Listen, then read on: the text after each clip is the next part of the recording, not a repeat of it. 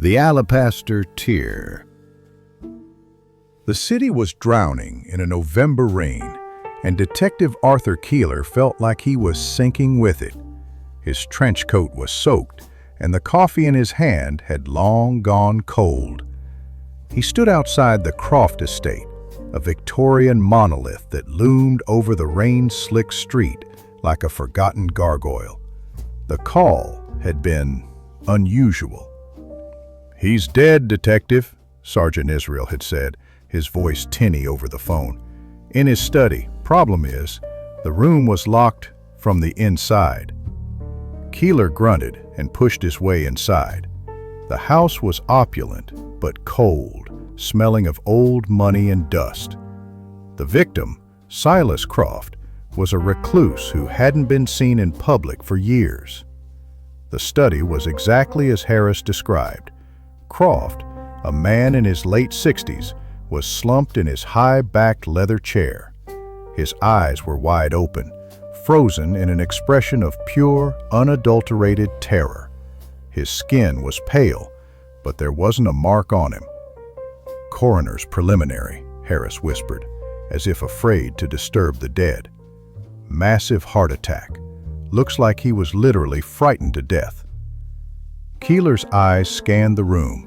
Heavy oak desk, a fireplace, cold, windows latched tight, and the door, a heavy, solid oak door with a thick deadbolt, which the butler confirmed he had to break down to gain entry. "Nothing," Keeler muttered.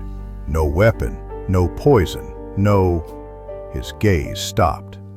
On the desk, placed neatly beside a dried-out inkwell, was a single, smooth, white stone. It was shaped exactly like a teardrop. "What is that?" Keeler asked, pointing with a gloved finger. "We found it just like that, sir," Harris said. "The butler, Mr. Thorne, swears it wasn't there last night.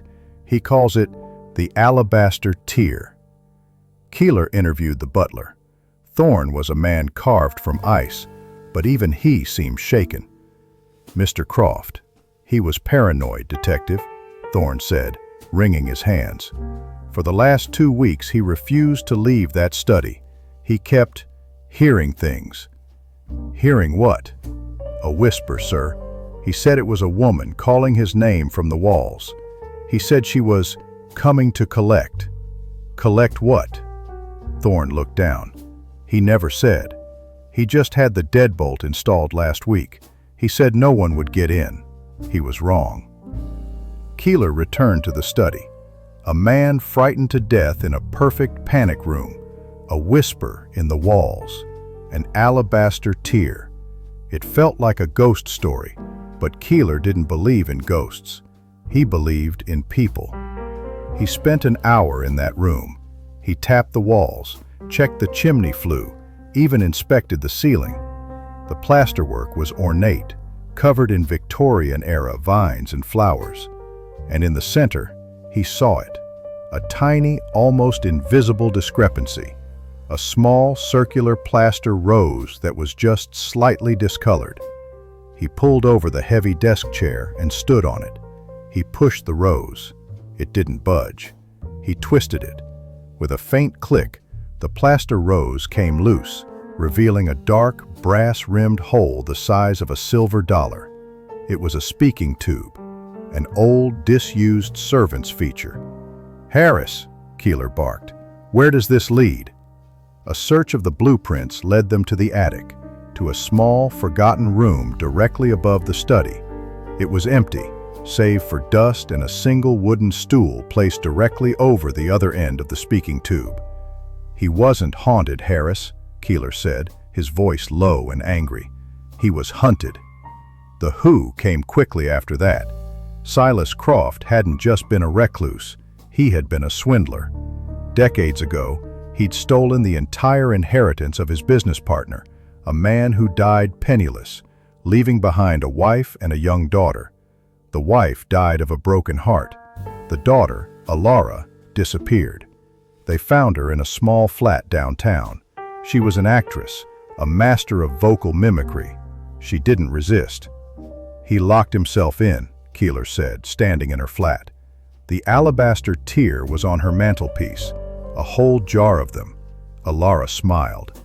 It was a cold, brittle thing. He was a monster. He stole my father's life and my mother's. So you whispered to him. You drove him mad. I did more than that, she said, her voice dropping to a chilling whisper, the exact voice the butler had tried to describe.